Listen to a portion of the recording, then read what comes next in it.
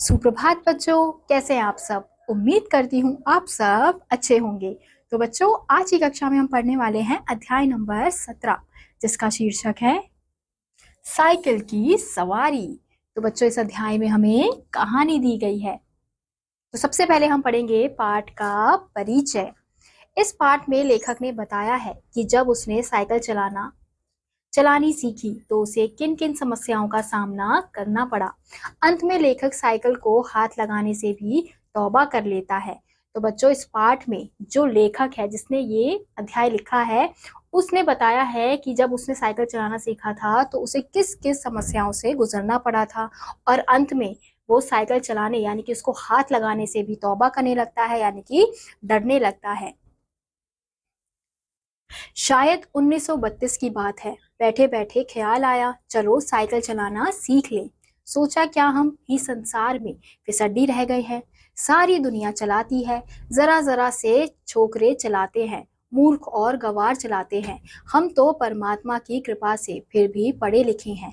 हमने निश्चय कर लिया कि चाहे जो हो जाए परवाह नहीं, सीखेंगे और यार दोस्तों को हैरान कर देंगे। तो बच्चों, यहाँ पे बताया जा रहा है कि 1932 की बात है। तो जो लेखक है वो बैठे बैठे सोच रहे थे, उन्हें ऐसे ही ख्याल आया कि चलो साइकिल चलाना सीखते हैं। तो उन्होंने सोचा कि संसार में सभी लोग तो चलाते हैं, चाहे जरा जरा से छोकरे चलाते हैं, मूर्ख और गंवार चलाते हैं, और वो क्या सोच रहे हैं कि हम तो वैसे भी पढ़े लिखे हैं, तो हम तो चला ही सकते हैं, और हम चलाएंगे और अपने दोस्तों को हैरान कर देंगे। अब हमारे सामने यह सवाल आया कि अपना उस्ताद किसे बनाए। पहले तो यह सोचा कि बिना उस्ताद के सीखो। हमारे लड़के ने क्या किसी की शागिर्दी की थी, कहता था मैंने तो ऐसे ही सीख लिया। तो यहाँ पे अब वो क्या सोच रहे हैं कि अब उनके मन में ये सवाल है कि वो अपना उस्ताद यानी कि वो किससे साइकिल चलाना सीखे। तो फिर उन्होंने सोचा कि या तो बिना किसी उस्ताद के सीख लेते हैं, क्योंकि जो उनका लड़का है उसने भी बिना किसी के सिखाई ही खुद ही चलाना सीख लिया था।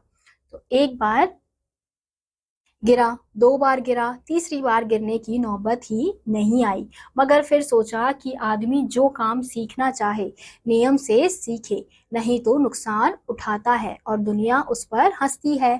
तो उनका जो बेटा है वो एक बार गिरा, दो बार गिरा, फिर तीसरी बार उसने साइकिल चलाना सीख लिया, तीसरी बार गिरने की नौबत नहीं आई। फिर उन्होंने क्या सोचा कि आदमी जो भी काम सीखता है उसे नियम के अनुसार सीखना चाहिए, क्योंकि अगर वो बिना नियम के सीखेगा तो उसका नुकसान हो जाता है, उसे नुकसान उठाना पड़ता है, और दुनिया जो है वो उस पर हंसने लगती है, उसका मजाक उड़ाती है।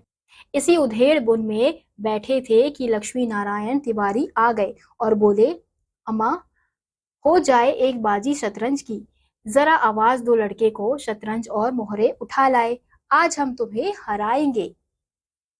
हमने सिर हिलाकर जवाब दिया, नहीं तिवारी, आज तो जी नहीं चाहता, आज नहीं खेलेंगे हम। तिवारी ने अपने घुटे हुए सिर से टोपी उतारकर अपने हाथ में ले ली और चोटी पर हाथ फेर कर बोले, हम तो इतनी दूर से चलकर आए हैं कि एक दो बाजियां खेलेंगे, तुमने कह दिया जी नहीं चाहता। तो हम क्या देखते हैं कि उतनी ही देर में तिवारी जी लेखक के घर में आते हैं, और वो उनसे क्या कहते हैं, शतरंज का खेल खेलने के लिए, यानी कि जो चेस होता है वो खेलने के लिए कहती हैं। तो जो लेखक है वो मना कर देते हैं कि आज उनका मन नहीं है। तो तिवारी जी कहते हैं कि हम इतनी दूर से चलकर आए हैं और तुमने एक पल में कह दिया कि तुम्हारा जी नहीं है, तुम्हारा मन नहीं है। हमने कहा, अगर जी ना चाहे तो कोई क्या करे। यह कहते कहते हमारा गला भर आया। तिवारी का दिल पसीज गया। हमारे पास बैठकर बोले, अरे भाई, मामला क्या है, घरवाली से झगड़ा तो नहीं हो गया।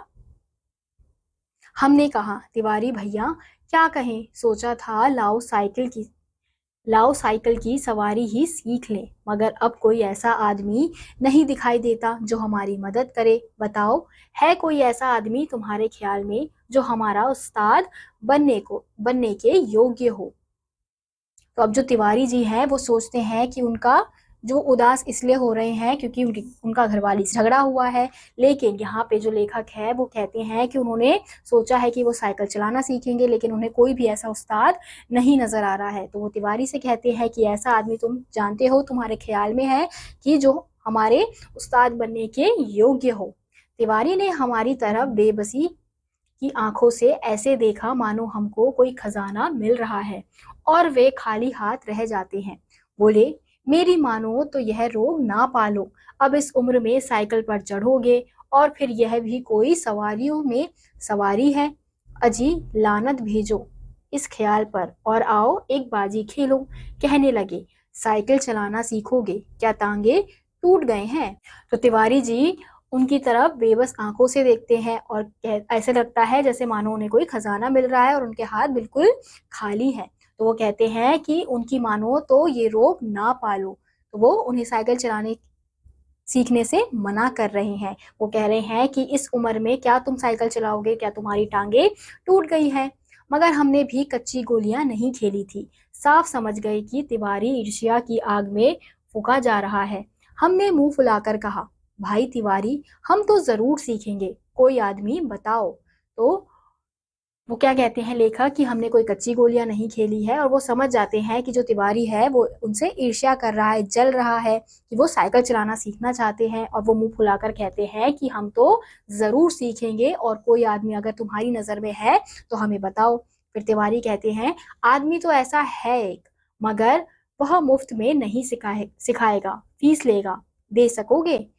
हम कितने दिन में सिखा देगा? फिर तिवारी कहते हैं, यही 10-12 दिन में, और क्या? फिर हम कहते हैं, और फीस क्या लेगा हमसे? तिवारी, औरों से 25 लेता है, तुमसे 20 ले लेगा हमारी खातिर, इससे कम पर राजी ना होगा। तो हम क्या देखते हैं कि अब तिवारी जी बोलते हैं कि एक आदमी उनकी नजर में है लेकिन वो मुफ्त में नहीं सिखाएगा, वो पैसे लेगा। तो जो लेखक है वो पूछते हैं कि अच्छा ठीक है, कितने दिन में सिखा देगा? तिवारी कहते हैं 10-12 दिन में सिखा देगा। और फिर वो पूछते हैं कि क्या फीस लेगा?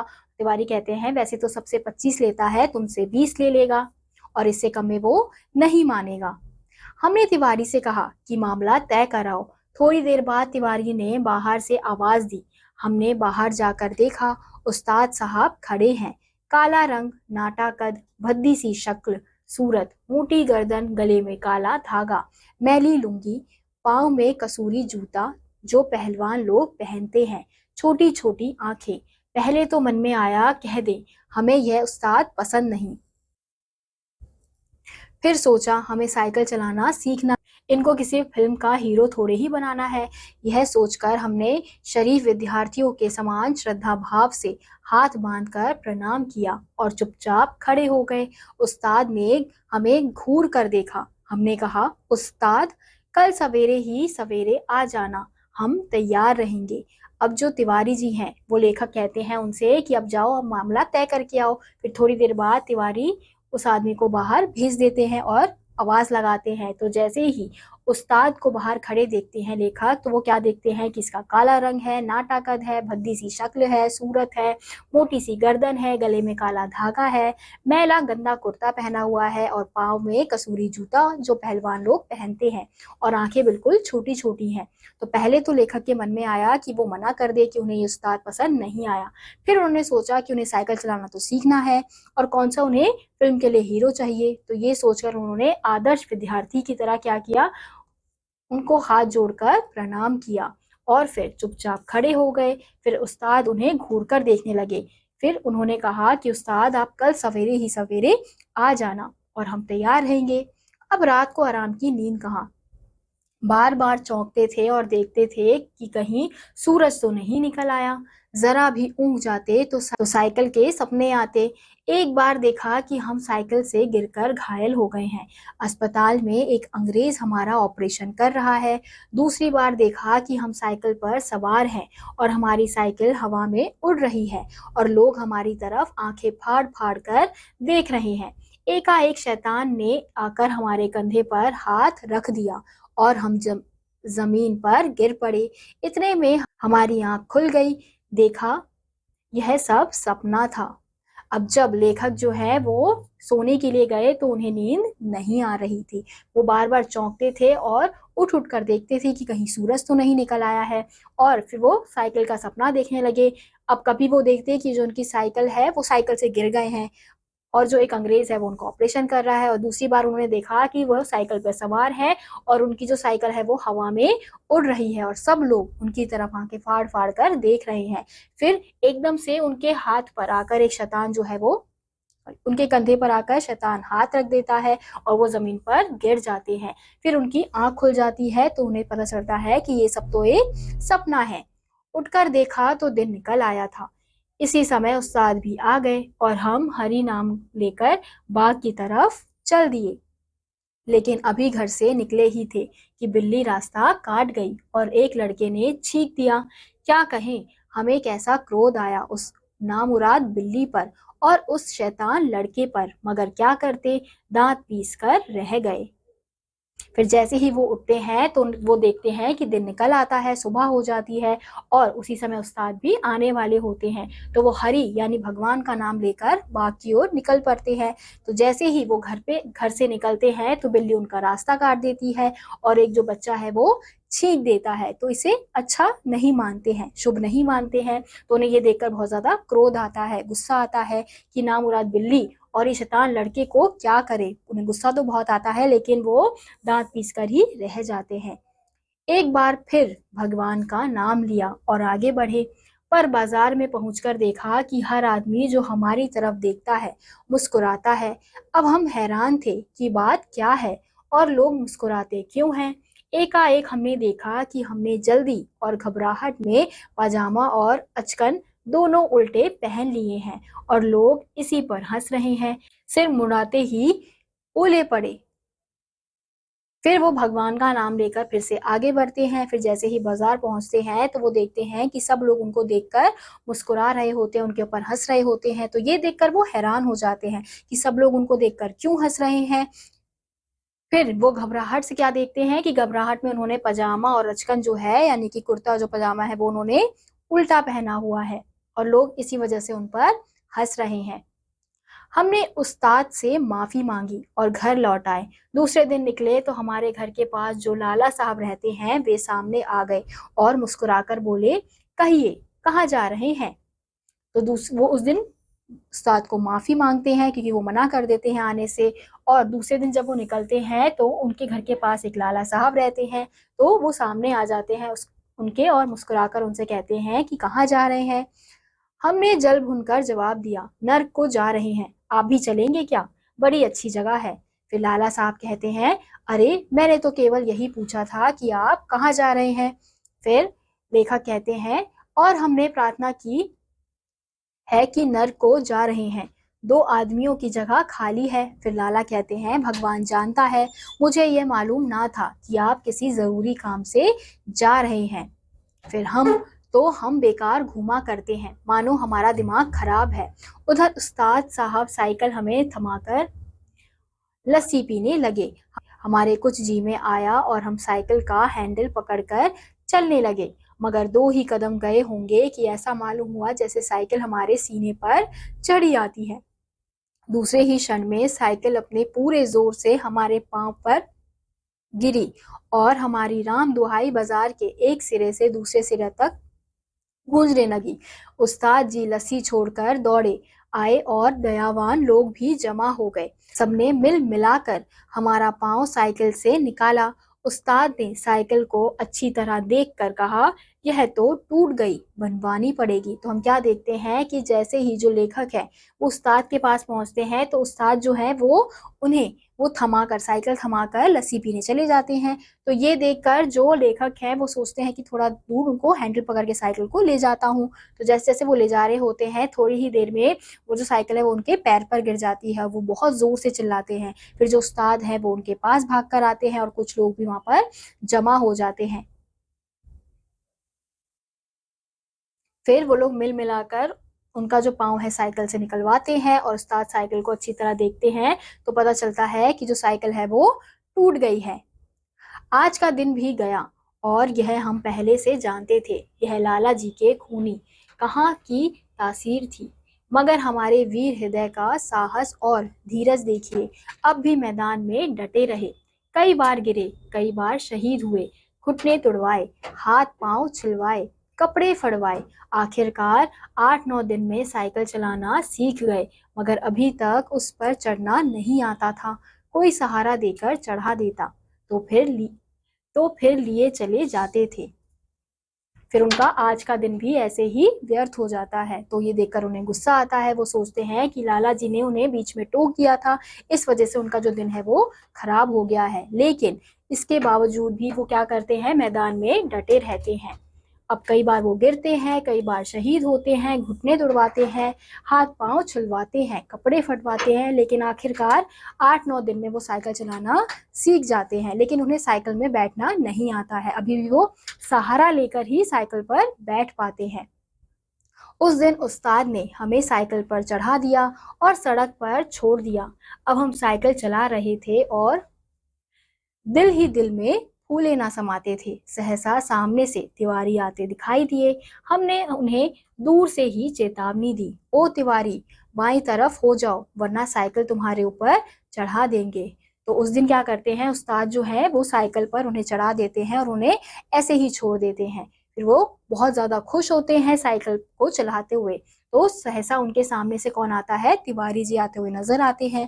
तो जो लेखक है वो दूर से चिल्लाने लग जाते हैं कि तिवारी बाईं तरफ हो जाओ वरना साइकिल जो है वो तुम्हारे ऊपर चढ़ जाएगी। तिवारी ने कहा, जरा एक बात तो सुनते जाओ। फिर हमने कहा, इस समय कैसे बात सुन सकते हैं, देखते नहीं हो साइकिल पर सवार है। फिर तिवारी कहते हैं, तो क्या जो साइकिल चलाते हैं वह किसी की बात नहीं सुनते, जरा उतर आओ फिर चढ़ जाना। हमने लड़खड़ाती साइकिल को संभालते हुए कहा, उतर गए तो फिर चढ़ाएगा कौन, अभी चलाना सीखा है, चढ़ना नहीं सीखा, चढ़ना कल सीखेंगे। तो जो तिवारी है वो उन्हें आवाज लगाता है और कहता है कि कुछ कहना है उस मेरी बात सुनते जाओ। तो जो लेखक है वो कहते हैं कि इस समय मैं कैसे बात सुन सकता हूँ, मैं साइकिल चला रहा हूँ। तो तिवारी कहते हैं, तो क्या जो साइकिल चलाते हैं वो किसी की बात नहीं सुनते, साइकिल रोक दो, उतर जाओ, बाद में चढ़ जाना। तो जो लेखक है वो लड़खड़ाती साइकिल को संभालते हुए कहते हैं कि अगर मैं उतर गया तो मुझे चढ़ाएगा कौन, और अभी चलाना सीखा है, चढ़ना नहीं सीखा है, चढ़ना कल सीखेंगे। फिर तिवारी चिल्लाते रह गए। हम आगे निकल गए। इतने में सामने से एक तांगा नजर आया। हमने उसे दूर से ही डांट दिया, बाईं तरफ रहना भाई, अभी नया चलाना सीखा है, नौसिखिए हैं हम। तांगा बाईं तरफ मुड़ गया। एकाएक पता नहीं घोड़ा भड़क उठा या तांगे वाले को शरारत सूझी, जो भी हो तांगा हमारे सामने आ गया। हमारे हाथ पांव फूल गए। उस समय हमें ख्याल नहीं आया कि हैंडल घुमाया भी जा सकता है। अगले ही क्षण हम और हमारी साइकिल दोनों तांगे के नीचे थी। तो अब फिर थोड़ी देर में उनकी तरफ कौन सा आता है, तांगे वाला आता है। तो वो तांगे वाले को पहले से ही दूर से चिल्लाने लगते हैं। तांगे वाले को कहते हैं कि तांगा बाईं तरफ ही रखना, क्योंकि अभी मैं चलाना सीख रहा हूँ। तो जो तांगा वाला है, पता नहीं जो घोड़ा है वो भड़क जाता है या तांगे वाले को शरारत सूझती है कि वो उनकी जो साइकिल है वो तांगे के नीचे आ जाती है, यानी कि उनका एक्सीडेंट हो जाता है। हम इस चित्र में देख सकते हैं कि किस प्रकार से जो लेखक है वो साइकिल के साथ तांगे के नीचे गिर गए हैं। जब होश में आए तो हम अपने घर में थे और हमारी देह पर ना जाने कितनी पट्टियां बंधी थी। हमें होश में देखकर श्रीमती जी ने कहा, क्यों, अब क्या हाल है, मैं कहती थी साइकिल चलाना ना सीखो। उस समय तो किसी की सुनते ही ना थे। तो जैसे ही लेखक को होश आता है तो वो घर में होते हैं और उनके शरीर में बहुत सारी पट्टियां बंधी हुई होती है। फिर जैसे ही उन्हें होश में आता देख जो उनकी पत्नी है, श्रीमती जी हैं, वो उन्हें डांटने लगती है कि क्यों, अब क्या हाल है, मैंने तुमसे कहा था कि साइकिल चलाना मत सीखो, लेकिन उस समय तुम किसी की नहीं सुनते। लाओ सारा इल्जाम तिवारी पर थोप दें और आप साफ बच जाएं। बोले, यह सब तिवारी की शरारत है। श्रीमती जी ने मुस्कुराकर जवाब दिया, यह चकमा तो तुम उसको दो जो कुछ जानता ना हो। उस तांगे पर मैं ही तो बाल बच्चों को लेकर घूमने चली निकली थी कि चलो सैर भी कराएंगे और तुम्हें साइकिल चलाते भी देख आएंगे। हमने आंखें बंद कर ली। उस दिन के बाद फिर कभी हमने साइकिल को हाथ नहीं लगाया। तो जो लेखक है वो क्या करते हैं, वो सोचते हैं कि सारा इल्जाम तिवारी पर थोप देते हैं। तो वो क्या कह देते हैं अपनी पत्नी से कि ये सब तिवारी की शरारत है। तो श्रीमती मुस्कुराने लगती है, क्योंकि वो क्या कहती है कि ये चकमा उसको देना जिसको कुछ भी पता नहीं है, और जिस तांगे से तुम्हारा एक्सीडेंट हुआ है उस तांगे में मैं ही थी और मैं अपने बाल बच्चों के साथ घूम रही थी। मैंने सोचा थोड़ा घूम भी आएंगे और तुम्हें साइकिल चलाते हुए भी देख लेंगे। फिर उस दिन के बाद से लेखक ने आंखें बंद कर ली और उस दिन से कभी भी उन्होंने साइकिल को हाथ तक नहीं लगाया। तो बच्चों, इस अध्याय से हमने क्या सीखा, कोई भी काम पूर्ण रूप से सीखकर ही करना चाहिए। अपनी गलती का दोष किसी दूसरे के सिर नहीं मढ़ना चाहिए। तो इसी के साथ आज का यह अध्याय यहीं समाप्त होता है। उम्मीद करती हूँ आपको यह अध्याय समझ आया होगा। मैं आपसे मिलूंगी अगली कक्षा में, तब तक के लिए आप सभी बच्चे खुश रहिए और पढ़ते रहिए। बाय।